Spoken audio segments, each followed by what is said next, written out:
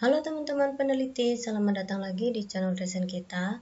Nah, dalam sesi statistik penelitian pendidikan ini, kali ini kita akan menjelaskan secara singkat tentang ANOVA dan macam-macamnya. Jadi untuk peneliti, apalagi peneliti pemula ini, saya rasa ini akan membantu teman-teman untuk menentukan apakah harus menggunakan ANOVA atau yang video sebelumnya itu harus menggunakan t-test dan sebagainya. Jadi ini merupakan penjelasan singkat saja untuk teman-teman yang masih kebingungan antara perbedaan dari t-test dan ANOVA. Oke, langsung saja kita akan membahas tentang pengertian ANOVA. ANOVA merupakan singkatan dari Analysis of Variance yang bertujuan untuk menguji apakah ada perbedaan rata-rata 3 kelompok atau lebih dengan membandingkan varians atau ragam. Jadi kalau yang t-test sebelumnya itu hanya membandingkan 2 kelompok. Jadi teman-teman perlu diingat kalau t-test itu hanya membandingkan 2 kelompok. Kalau 3 kelompok dan lebih itu menggunakan ANOVA. Jadi bisa dikatakan bahwa uji ANOVA tidak hanya membandingkan nilai mean atau rata-rata, tapi juga mempertimbangkan keragaman data yang dimanifestasikan dalam nilai variance. Makanya ANOVA itu singkatan atau merupakan singkatan dari Analysis of Variance. Nah, untuk hipotesis dalam ANOVA, ini hipotesis yang digunakan dalam ANOVA yaitu hipotesis dua arah atau two tails. Jadi kalau teman-teman belum paham apa itu two tails, bisa lihat di video sebelumnya. Nah, kalau t-test itu bisa menggunakan dua hipotesis itu, yaitu one tails atau two tails, itu tergantung dengan arah hipotesisnya. Nah, sedangkan untuk ANOVA hanya menggunakan hipotesis dua arah, yaitu two tails. Hipotesis ini hanya bertujuan untuk mengetahui apakah ada perbedaan rata-rata antar kelompok. Hal tersebut tidak menyatakan kelompok mana yang berbeda, jadi arahnya itu tidak ditentukan. Oleh karena itu, jika ingin mengetahui kelompok mana yang menentukan perbedaan, maka dilakukanlah uji lanjutan. Jadi nanti kita akan membahas tentang uji lanjutan yang digunakan setelah tes ANOVA. Jika teman-teman atau peneliti ingin mengetahui kelompok mana sih sebenarnya dari ketiga kelompok ini atau kelompok lebih dari 3 ini yang menunjukkan perbedaan. Nah, untuk contoh hipotesis ANOVA, untuk H0-nya berbunyi tidak ada perbedaan yang signifikan antara rata-rata hitung dari N kelompok.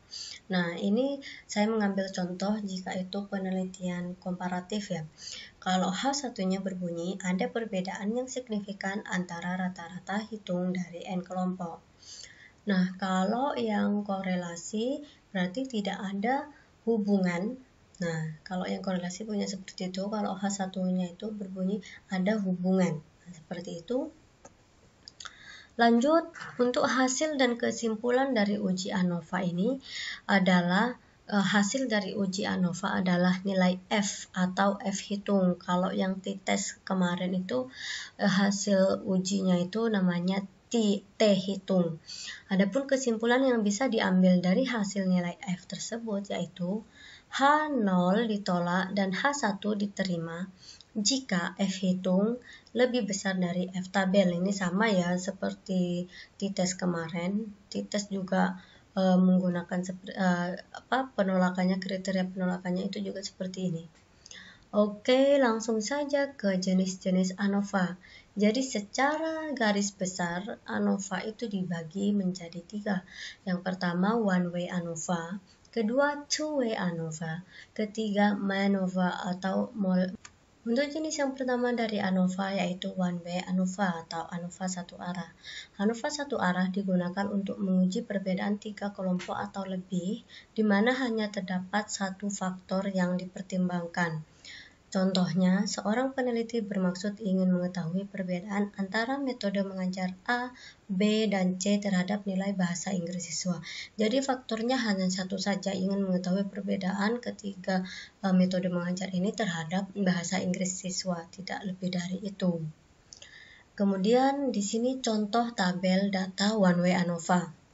Nah, ini metode A, metode B, dan metode C. Ini kelompok siswanya dari metode A. Jadi ini independen ya, sampelnya itu independen, maksudnya tidak ada keterkaitan antara sampel yang satu dengan yang lain di kelompoknya itu. Jadi ini siswa yang berbeda. Di metode ini menggunakan siswa yang berbeda, metode B juga seperti itu, metode C juga menggunakan siswa yang berbeda.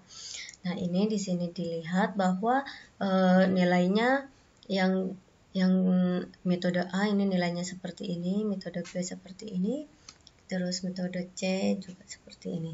Kemudian ini nanti dibandingkan untuk mengetahui apakah ketiga metode ini ada perbedaan antara satu dengan yang lain. Lanjut ke two-way ANOVA atau ANOVA dua arah. ANOVA dua arah merupakan pengembangan dari ANOVA satu arah, di mana ada lebih dari satu faktor dan interaksinya yang dipertimbangkan. Kalau yang one way ANOVA itu tadi cuma satu faktor saja, kalau yang two way itu lebih dari satu faktor. Contohnya, seorang peneliti tidak hanya ingin mengetahui perbedaan antara metode mengajar A, B, dan C terhadap nilai bahasa Inggris siswanya, namun juga ingin mengetahui apakah jenis kelamin juga mempengaruhi motivasi apakah jenis kelamin siswanya itu juga mempengaruhi terhadap nilai bahasa Inggris siswa menggunakan metode mengajar A, B, C.